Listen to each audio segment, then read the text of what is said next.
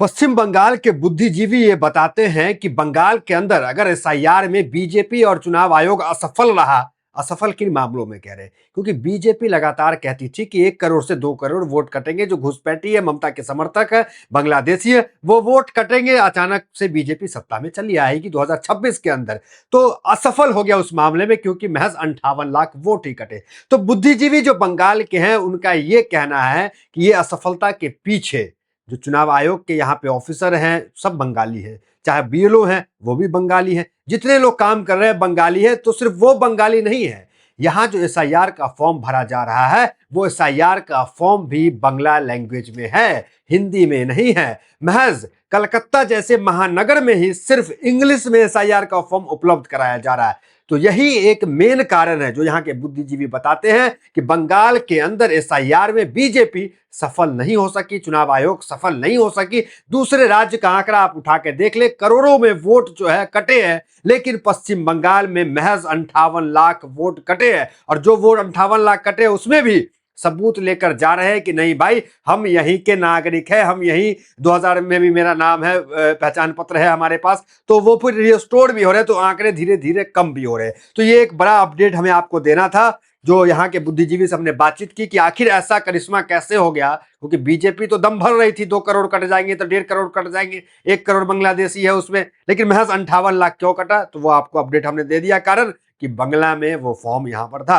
अब आते हैं मुद्दे पे। हमारा मुद्दा फिलहाल ये नहीं था, हमारा मुद्दा था कि ज्ञानेश कुमार के ये जो चुनाव आयोग है उसके कर्मचारी है, ऑफिसर है, क्यों पश्चिम बंगाल के अंदर बगावत कर रहे हैं, क्यों साथ ज्ञानेश कुमार का नहीं दे रहे। एक बड़ी बगावत की जो खबर निकल के आ रही है वो आपको बताते थे कि ममता बनर्जी जो है लगातार जो बीएलओस की यहाँ मौत हो रही है, जो यहाँ पे परेशानी महिलाओं को उठानी पड़ रही है बंगाल की, तो वो सब लेकर के 1 दर्जन से ज्यादा चिट्ठी तो चुनाव आयोग को दे ही रही है। और सुप्रीम कोर्ट भी गई, सुप्रीम कोर्ट में एक छोटी जीत भी कह सकते हैं ममता बनर्जी की हुई, ताकि सुप्रीम कोर्ट ने क्या किया कि वो ज्ञानेश कुमार को जो है जवाब मांगा उनसे, और 2 हफ्ते का समय दिया कि 2 हफ्ते में आप जवाब दे कि बंगाल के अंदर एसआईआर में विलंब क्यों, बंगाल के अंदर एसआईआर में महिलाओं को इतनी परेशानी क्यों उठानी पड़ रही है, और इतना आंकड़ा आपका पेंडिंग क्यों है। हम क्यों कह रहे हैं कि जो ज्ञानेश कुमार के ऑफिसर है, कर्मचारी हैं, देखिए बाहर से तो आप ला नहीं सकते, यूपी बिहार से, ये सारे बंगाली हैं, और वो जो है बगावत पे उतर आए हैं। बगावत की खबरें के कारण आपको हम दिखाते हैं कि कितनी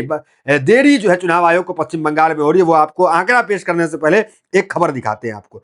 पश्चिम बंगाल में एसआईआर पर बवाल, 50 बीएलओ ने दिया इस्तीफा, बीडीओ ऑफिस में जमकर तोड़फोड़। तो अलग अलग जगह पर तोड़फोड़ हो रहा है, बीएलओ इस्तीफा दे रहे हैं, मदद नहीं कर रहे हैं चुनाव आयोग को कहीं से भी। देखिए ममता बनर्जी यही कह रही थी कि इतने सुसाइड कर रहे हैं, इतनी हत्याएं हो रहे हैं यहाँ पे, माफ कीजिएगा, ये सुसाइड में मर जा रहे हैं। तो इस पे कोई सूद जो है वो चुनाव आयोग ले नहीं रहा था। अब जो है चुनाव आयोग के ही कर्मचारी जो है वो साथ नहीं दे रहे हैं, और साथ नहीं देने के कारण एक बड़ा डेटा जो है, जो चुनाव आयोग यहाँ पे विफल हो रहा है उस पर आते हैं। पहले ये हेडलाइंस देखिए क्या सब है। पश्चिम बंगाल के मुर्शिदाबाद जिले के फरक्का ब्लॉक में एसआईआर प्रक्रिया को लेकर हालात लगातार तनावपूर्ण होते जा रहे हैं। एसआईआर के नाम पर आम लोगों को परेशान किए जाने का आरोप लगाते हुए फरक्का ब्लॉक के सभी बूथ लेवल ऑफिसर ने एक साथ सामूहिक इस्तीफा दे दिया है। ये खबर अलग अलग जगह से निकल के आ रही है। सामूहिक इस्तीफा जो है पश्चिम बंगाल में दे रहे हैं चुनाव आयोग के अधिकारी ऑफिसर सब। देखिए क्या है, यह इस्तीफा बुधवार सुबह फरक्का ब्लॉक इलेक्शन ऑफिसर यानी ईआरओ को सौंपा गया। तो ईआरओ को सौंपा गया, 50 ब्यूरो ने भी इस्तीफा दिया, और निर्देश के बार बार व्हाट्सएप के जरिए बदलते हुए आदेश भेजा जा रहा था। और ये जो इतने कर्मचारी हैं चुनाव आयोग के, इन्होंने आरोप लगाया कि बार बार व्हाट्सएप पे निर्देश दिया जा रहा था। व्हाट्सएप पे जो है कभी कुछ करने को कहा जाता है, कभी कुछ करने को कहा जाता है, एक काम करते हैं फिर दूसरा दे दिया जाता है कि ऐसे नहीं ऐसे करो, चेंज करो उसको। तो व्हाट्सएप पे जो है दिल्ली से बैठकर चुनाव आयोग के अधिकारी जो है, यहाँ पे जो चुनाव आयोग के कर्मचारी बंगाल में है उनको निर्देश दे रहे थे।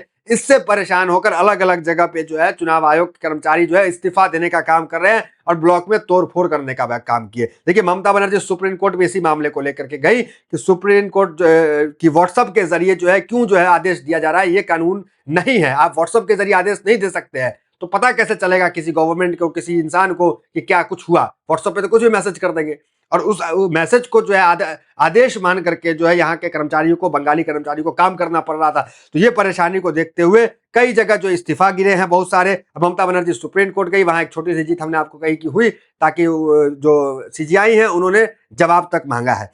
देखिए क्या है, वोटरों का पहचान दोबारा साबित करने के लिए मजबूर करना, ममता ने सीसी को फिर लिखा पत्र। तो बार बार वो पत्र लिख रही थी। अब आते हैं सीधे आंकड़ा पे कि क्या हम कह रहे हैं, क्यों ये जो सपोर्ट नहीं किया जा रहा है इलेक्शन कमीशन को, और क्यों नहीं किया जा रहा है आप भी वो जानते हैं। इतनी मौतें हो गई, इतनी परेशानी उठानी पड़ रही है, यही वो कारण है कि इस्तीफा लगातार पश्चिम बंगाल के अंदर गिर रहा है। देखिए 58 लाख वोट कटे, ये तो आपको पता है। 65 लाख नोटिस चुनाव आयोग ने जारी किया है। कितना? 65 लाख नोटिस जारी किया। उसमें से महज 32 लाख ही जो नोटिस जारी हुआ उसको जो है बीएलओ वहां तक पहुंचा दिए, उनके घर तक। अभी भी 33 लाख नॉट डिलीवर्ड।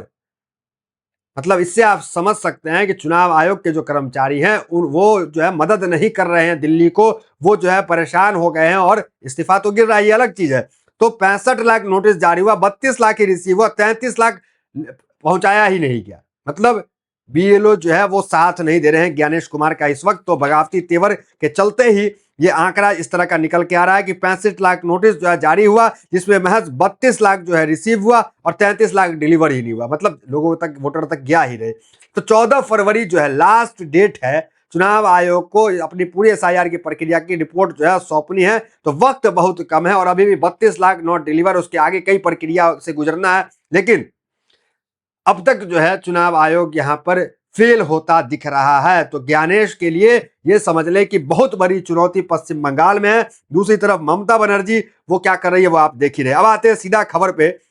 क्या है 14 फरवरी का डेडलाइन, वो समझिए आप। चुनाव आयोग ने 14 फरवरी को अंतिम मतदाता सूची प्रकाशित करने की तारीख तय की है, लेकिन मौजूदा आंकड़ा, देखिए अखबार की खबरें हैं, मौजूदा आंकड़ा लंबित सुनवाई और प्रशासनिक चुनौतियों या संकेत दे रही है कि यह डेडलाइन आयोग के लिए एक बड़ी परीक्षा साबित हो सकती है। आगामी विधानसभा चुनाव को देखते हुए मतदाता सूची का समय पर और पारदर्शी तरीके से तैयार होना लोकतांत्रिक प्रक्रिया के लिए बेहद अहम है। अब देखना होगा कि चुनाव आयोग इस चुनौती से कैसे निपटेगा।